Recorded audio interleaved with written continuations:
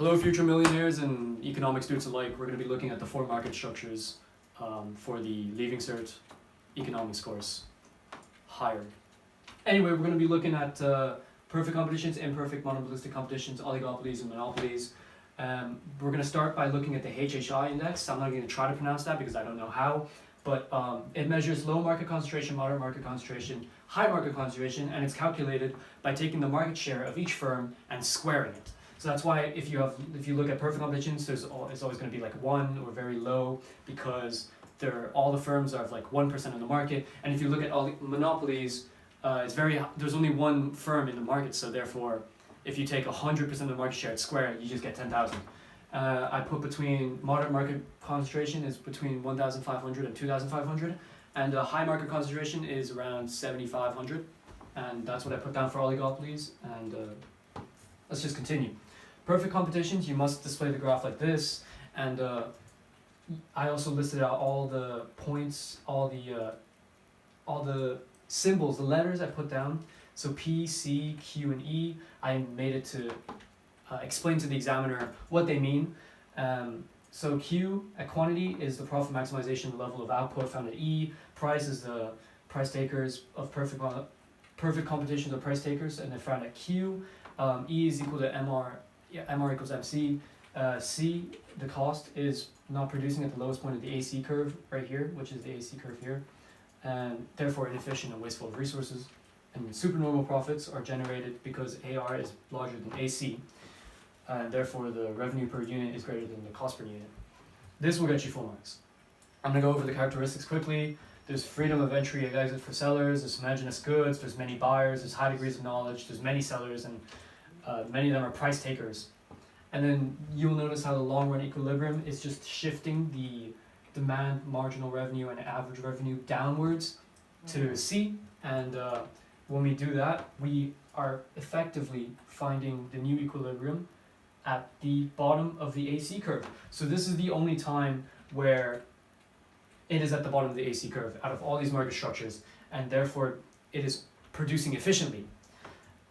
Just remember that, and there is no more supernormal profits being earned, so therefore it's only normal profits. We're going to look at the imperfect competitions now. You notice how this graph is drawn with slanted, I guess, MR and AR curves. They are coming at an angle, so they're not straight anymore. And just remember, draw these two first. I like to draw mine in different color, MR, AR, and then I drew the MC, and then I do the AC right under it. And when you're measuring the equilibrium, you remember MR is equal to MC. You find equilibrium, you do a straight line up.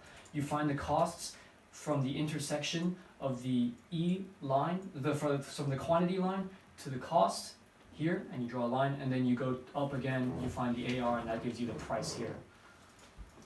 Again, the quantity price equilibrium is similar to this. The cost is also inefficient and wasteful because it's not being at the bottom of the AC curve, and supernormal profits are also earned on the short run. The characteristics to this is low to no barriers of entry, there's close substitutes, there's product differentiation, there's many buyers, there's knowledge of profits among suppliers and sellers, many sellers who act independently, and there's a little bit of brand loyalty.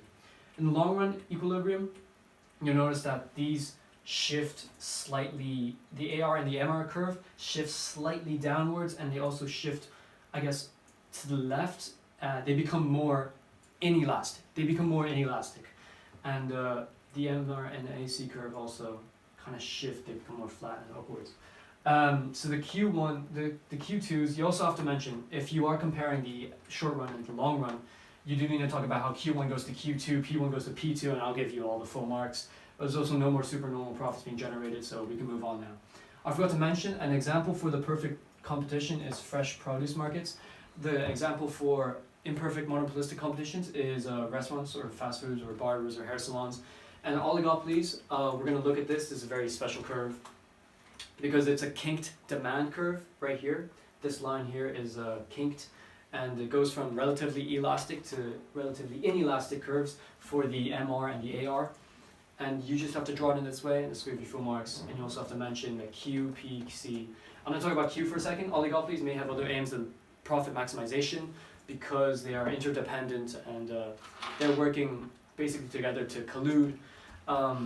P1 is found at Q1, so you do Q and P and you find that intersection. Costs at C, if costs rise or fall between D and E on the curve there, they will not change due to price rigidity, and a rise in price will mean a loss in sales, and a fall in price will cause other firms to lower their costs, and the firm would sell a little bit more output, but at a way lower price. So it's relatively inelastic. And again, supernormal profits are being generated because AR is larger than AC. The characteristics of an oligopoly are they are interdependent, they're highly concentrated, there's product differentiation, there's brand loyalty, there's high barriers to entry, such as limit pricing and huge economies of scale. There's non-price competition, so the quality of services, they focus on providing better quality, they provide more ads, they find ways to bring the customer brand for more brand loyalty. And individual firms have other aims than profit maximization, such as avoidance of government regulation, avoidance of extra taxes and huge profits, becoming a market leader, or collusion, which I was mentioning about. They can collude by price fixing, setting a price completely, causing new firms to unable to compete. It's very anti-competitive. And limit pricing, which is similar, and restricting output, which is completely restricting output to their firms. Okay, whatever. Has to be regulated because some of these actions are illegal. So it's regulated by the CCPC, which is the Competition Consumer Protection Committee. What they'll do for you is they'll assess mergers and takeovers. They'll inform consumers about their rights, and they'll investigate anti-consumer behaviors. And that's oligopolies. Examples of oligopolies are like chocolate brands, Cadbury's, Mars, Nestle. You have supermarkets, Aldi, Lidl, Tesco, and you have energy drinks like Coca-Cola and Pepsi. We're going to move on to monopolies. Monopolies are one firm. You notice that the short run and the long run, as well as for the monopolies, are the same.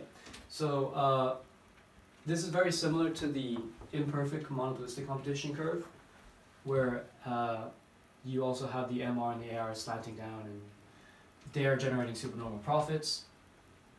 All the Q, P, E, C are pretty much the same. The P is they are price makers, so they get to set the price because of the law of demand. They can either set the price or set the quantity. That's one of their characteristics. Monopolies aim to maximize profits, and there are only one seller, so the firm is the industry, and there are huge barriers to entry via patents, copyrights, economies of scale, or its legality, like it's state-run. The government does not allow any other firms to compete. And this is just a little extra bonus points. Natural monopolies. Natural monopolies are a market where one firm can supply the entire market at lower cost than multiple firms. So this is good for like public goods, such as companies that run water or electricity. That's all. See you guys next time.